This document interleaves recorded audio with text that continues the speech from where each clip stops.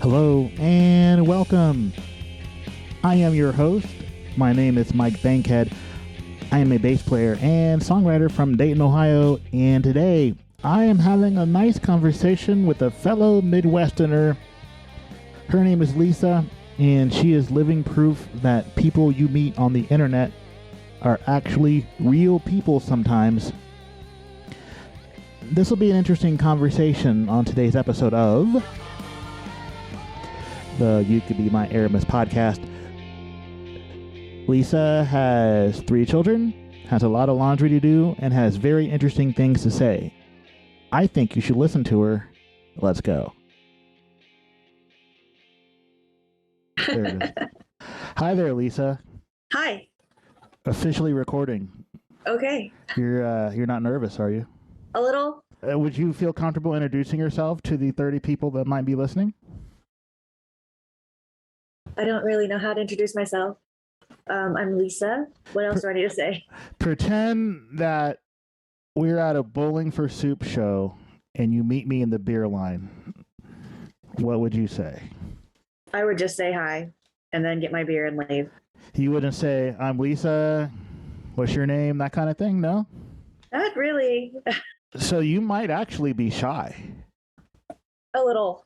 This is interesting because on social media, you do not come off as shy in any way, shape, or form. I know. I say that I'm introverted, but my husband will say no, I'm definitely extroverted, but it just depends on the situation. I get it.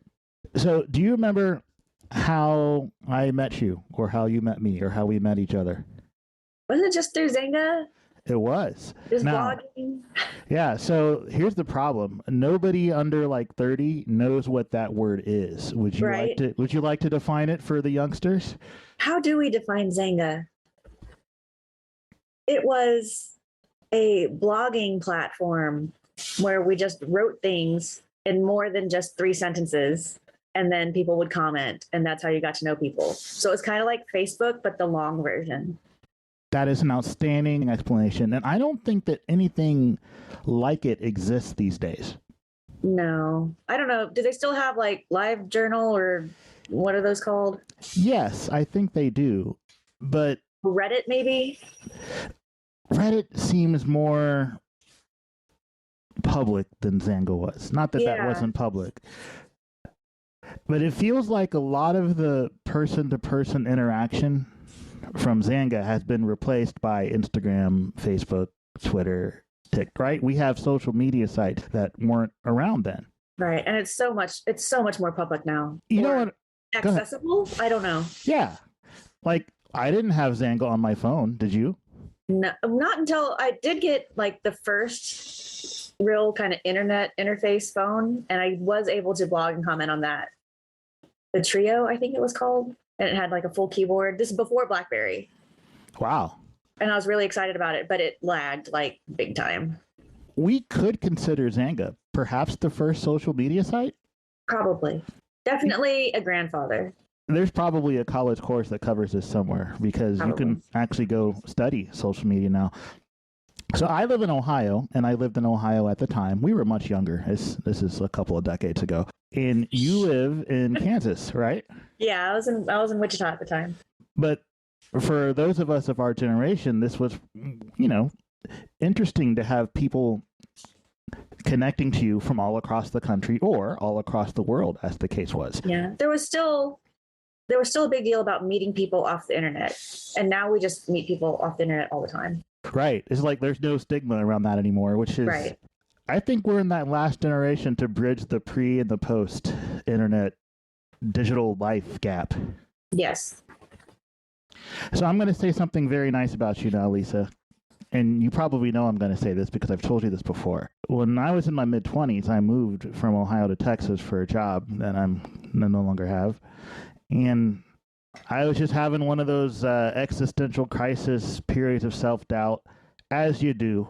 And on my Zanga, I solicited anyone that would like to send me some mail to my new location in Mexico. I say Mexico because the P.O. box and my apartment were actually in New Mexico, but about 500 yards from the state line. So That's interesting. More or less Texas, but New Mexico officially. And Lisa was kind enough to send me mail. And I'm the kind of sentimental softy that remembers every kind thing ever done for me in my entire life, and that was very sweet of you, and that's something I will never forget. So I always have warm fuzzy feelings when I think about you. Oh, good. So here's something that I'm very interested in about you. First of all, annyeonghaseyo. Did I say that right? Sure. Cool. Probably better than me. You are Korean American. Yes. Which means that you grew up here, but your folks still speak Korean, of course, right? My mom does. Your mom does? Yeah, my dad is Caucasian. He's American. So you kind of grew up bridging two cultures, and I'm curious as to what that was like. Oh, gosh. I don't know. There's a lot in there. It's definitely different. It's definitely something that like my friends who don't have a mixed family like that understand. Like I know, for instance, when I started dating and then subsequently married Scott, like his family was just like weirded out by a lot of the things that my family does. Just culturally, it's different. The parents are the end all be all. You're not your own family. Like, my mom is still definitely my mom. I still feel like I have consequences, even though I'm 40. Does that make sense? It does. We don't wear shoes in the house. There's still a lot of things that I carry over, even with my kids. There's a lot of food we eat that, a lot of my white friends would be like, oh my God, what is that? But mostly the relationship that I have with my Korean family is really weird to a lot of people. How so? You touched on the mom thing a little bit, but she still kind of has some cultural power there. Yeah. Oh gosh. Koreans, probably a lot of Asians, and really, a lot of my Mexican friends sort of have the same dynamic where, my mom, I mean, I am a mom and I carry authority, but my mom also still carries authority, even though she's grandma. Right.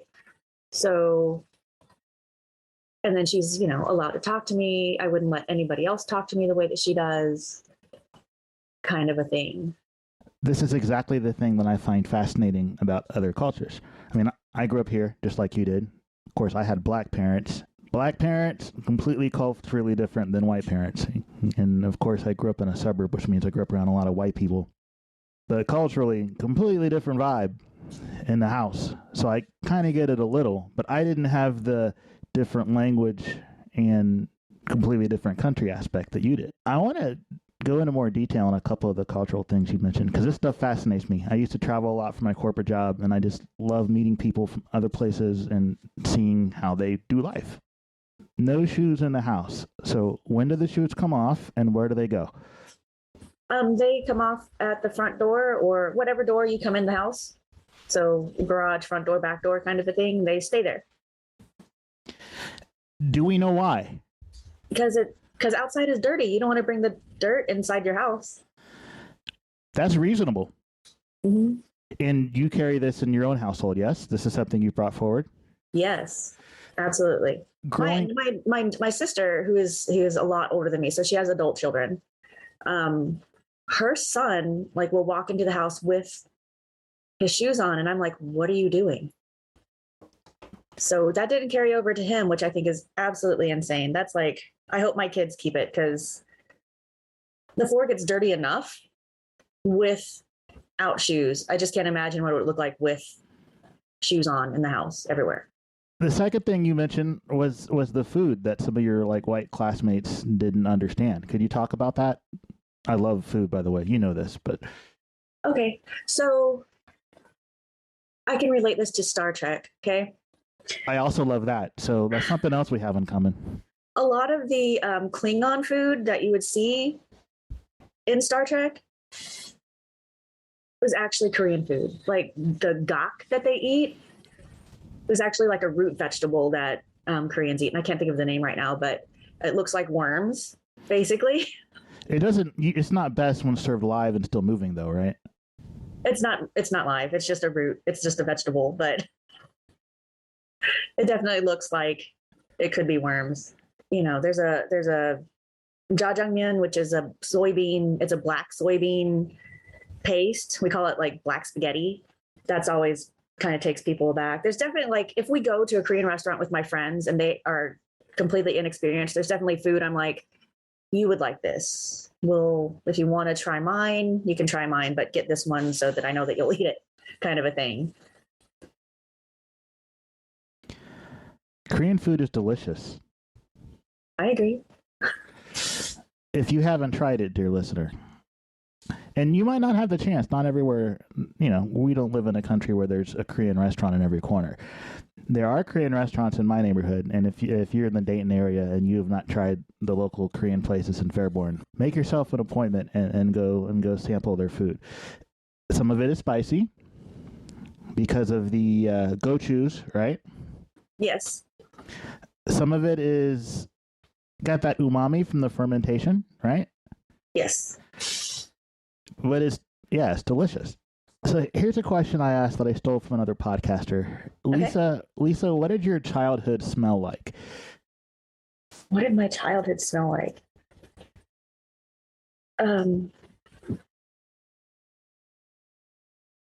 Well, when I think of my childhood, I think of outside and I think of kimchi. So it definitely smelled a lot like kimchi. That's awesome. I'm going to ask you, what is kimchi and what kind of place does it hold in Korean culture? There's a lot of different kinds of kimchi. The one that most people would be familiar with would be cabbage kimchi. And it is, basically fermented cabbage that's spicy with a lot of peppers. Like you said, gochu. Some people compare it to sauerkraut, but spicy. They also think other people would think of it being buried and then you bring it out after it's been buried. So it's, got that sour taste. Is that something that happened in your house growing up? I don't think most people bury their kimchi anymore. They just let it sit out. They can let it sit outside, or they can kind of, like my sister will add vinegar to kind of speed up that process. Do you make your own? I have attempted to make kimchi. It's just never as good as my mom's. I mean, that's a tale as old as time, though, isn't it? Yeah. So I won't make cabbage kimchi because it's just not there. But I'll make other kimchi. Like I really like cucumber kimchi. And then radish kimchi is one of my favorites, but I don't make that either because it takes so long to wait for it to be ready. How long? I just let my mom do it. I don't know what I'm going to do when she's gone when it comes to kimchi.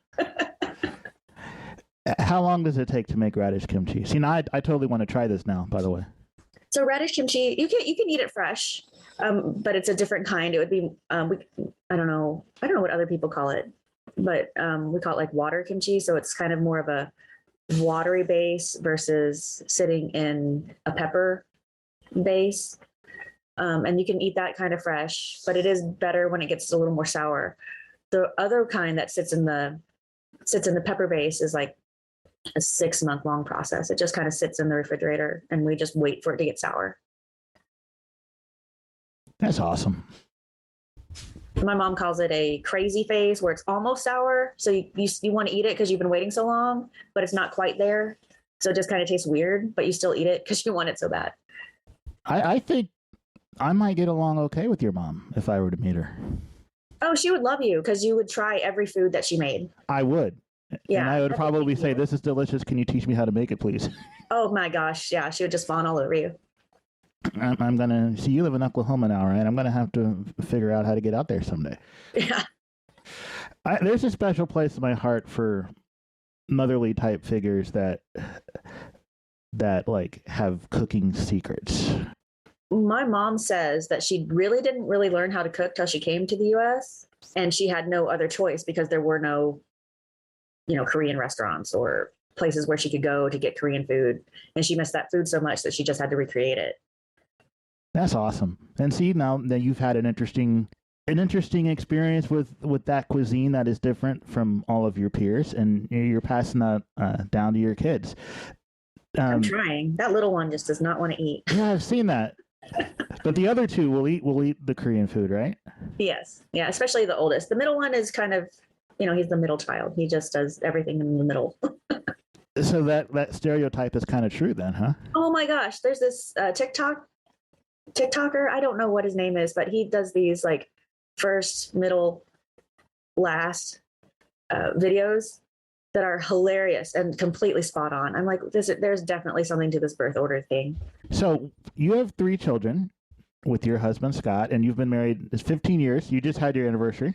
Yes. Right? Congratulations. Yes. Thank you. You too. Well, thanks. Mine's coming, but it's a long time. You don't feel like it's a long time till you count, right? Right. Then you're like, oh God, I used to be young.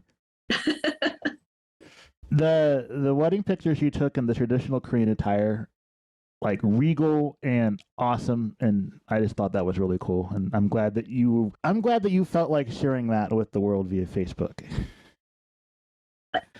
Yeah, it was a lot of fun. I'm glad I got to do that. I bet your mom probably dug it. I hope so. The whole wedding thing was just super stressful. So that I get. I am glad I don't have to plan another one. Yes, ever. So tell me about the kids. Your oldest is what, 12? He's 12. He's about to turn 13. And go ahead. He's really, really smart, and he's really funny. Oh, okay, good. Sorry, my daughter just came in and told me that she finished her curry that she started at 11 this morning. No, well, congratulations, Ridley.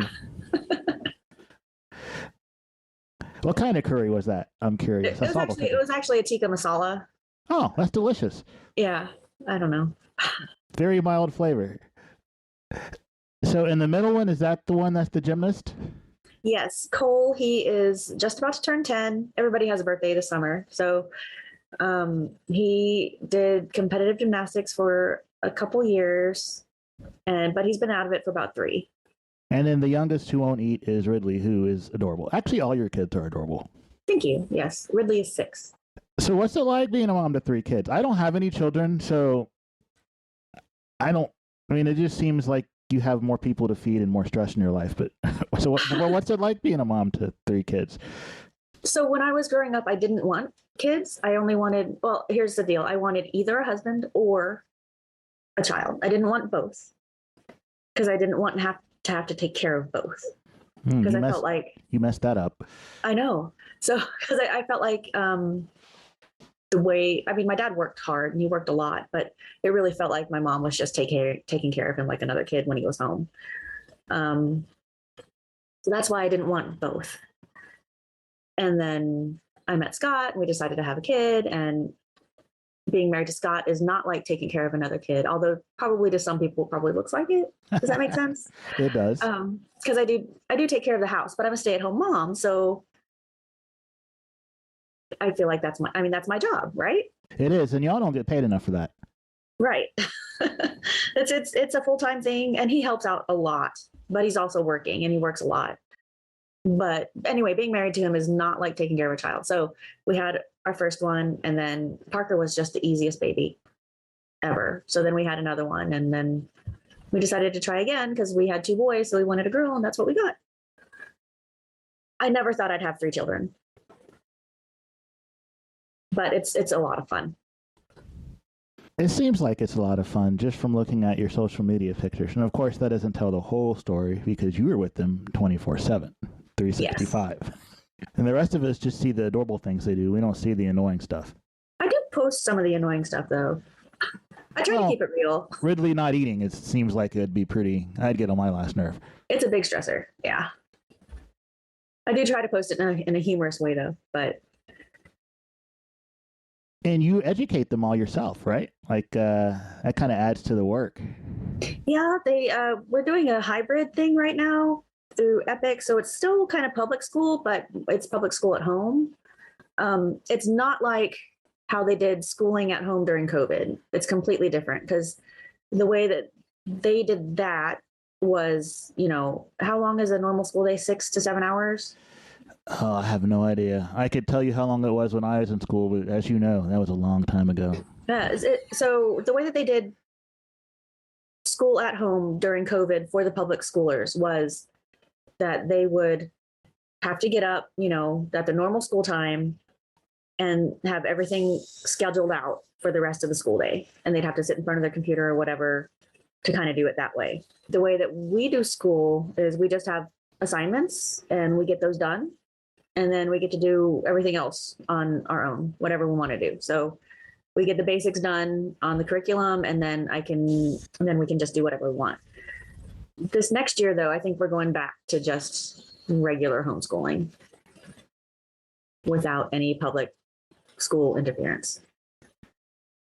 The whatever you want to do part, you guys seem to do a lot of educational stuff, even when it's not necessarily quote unquote school. We try. We go on field trips and they go to their grandparents, and their grandparents are full of knowledge and just impart all that to them.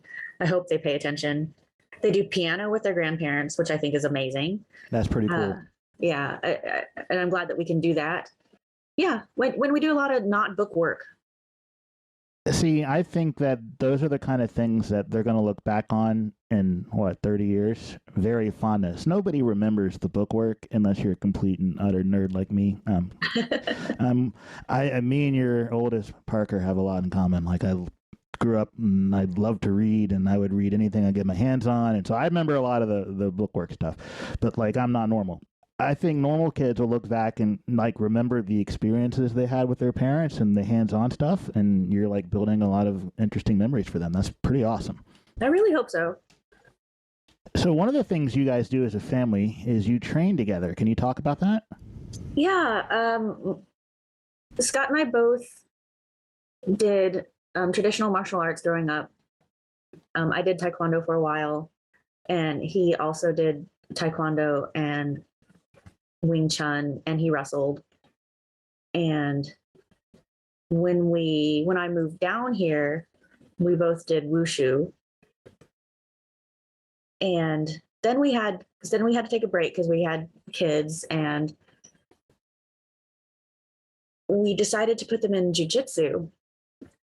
The boys, they were 9. No, they weren't 9. They were 4, somewhere like 4 and 9. Okay. And so we decided on jiu-jitsu because they're going to be small guys. My husband's not a very big guy. He's only, 5'2". And we both did stand up, and we did a lot of research about it. And we were like, well, most fights might start standing up, and we can always teach them how to kick and punch. So let's work on going to the ground, because that's where most fights end up. Right. And they're small guys, so they'll probably end up on the ground more than likely. So the research that we did led us to jiu-jitsu. And so we tried out jiu-jitsu, and they did that for a couple of years. And then the school that I was at opened up a women's jiu-jitsu class at the same time as kids jiu-jitsu. So I was like, okay, well, that's my sign to go ahead and get back into it. Let's go ahead and try this out. And even though I had been watching them for a couple of years already, when I started that first class, I was like, wow, this is super effective. And we've been training as a family since. You also you're a teacher as well, right? Yeah. So now I'm about 4 years into it. I have my brown belt in judo, which is the next level after brown would be black. And I have my blue belt in jiu-jitsu, and that's still a long ways to black. So 4 years into it, we opened up a new school, Carson Fight and Fitness, and I am leading the kids class. So now I'm my kids teacher, which is kind of interesting. Do they listen to you more than the other teachers, or less? Less. Definitely less. But like you said, we are together all the time. So they're still pretty good kids, but they definitely, we have a black belt that comes in with his kids every once in a while. And so he'll take over the class, which is fine. That's what he should do. I'm perfectly okay with that. And they definitely have a better attention span with him. Is this something that you think they'll do? Like, I feel like this is like jujitsu is the kind of practice that people who do it kind of train for life, right? It's definitely a long-term thing. People that don't last quit early. There's a running meme about once you get your blue belt, which is the next step up from white, people feel like they know everything and then they quit. But you really, really, really, really do not. So, and then sometimes people will come back. So hopefully they can take it with them forever. Yeah, it seems like something, again, is an activity that the entire family is doing. They obviously like to spend time with their parents because you guys are pretty cool. It might be something they decide to take with them even after they leave the house, right? Yeah, I hope so. And even if they, quit for a little while, I bet they'll come back.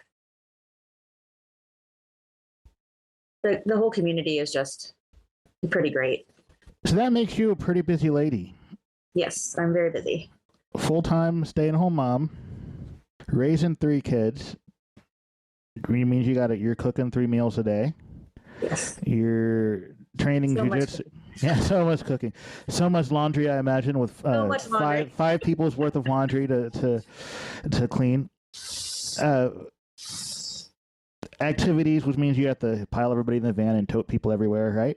Yes. You train jiu-jitsu as a family. You teach jiu-jitsu. When do you nap? I don't nap. I drink a lot of coffee. I don't know what I would do if I wasn't busy, though. Having all that going on must make the rare occasions that you get to run out for a date night with Scott like that much more special, I would think. Yeah. Yeah. Really, now that Ridley's older, it's been a lot easier to kind of get out. So I have been able to go out a little bit more than, the last 12 years. So yeah, it's a lot of fun. He's a lot of fun. I thought your pictures from that costume party thing you went to were very funny. Yeah, 80s prom. That was great. Yeah, I recognized the risky business thing. I didn't understand what Scott was going for, though. That was from Police Academy. Oh, there's like 7 of those. Yeah, so the first Police Academy, that's what the main character was wearing before he joined the academy.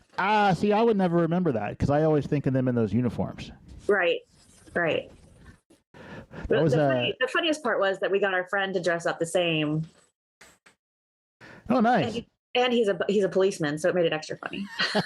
That is extra funny. That was Steve Gutenberg's character, right? Yes.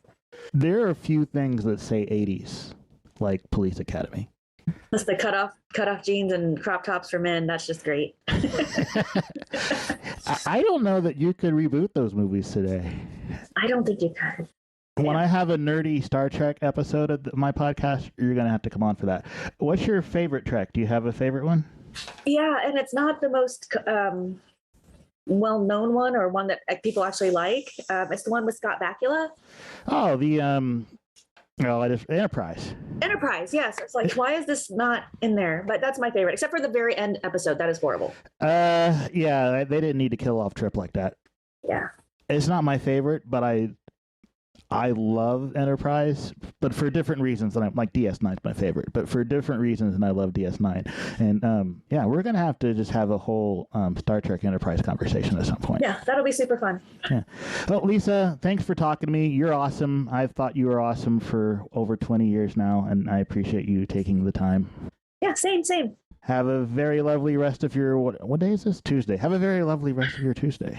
You too. Thank you to Lisa for taking time away from her family and briefly ignoring her children to talk to me. And thank you, dear listener, for being here and listening to this conversation. I warmly encourage you to like or subscribe wherever it is you consume podcasts and such. The kind of thing that I ask you to do at every end of the episode here on the You Could Be an Aramis podcast. This Friday, another musician chat coming your way. Who will it be? You're going to have to come back Friday to find out. Bye.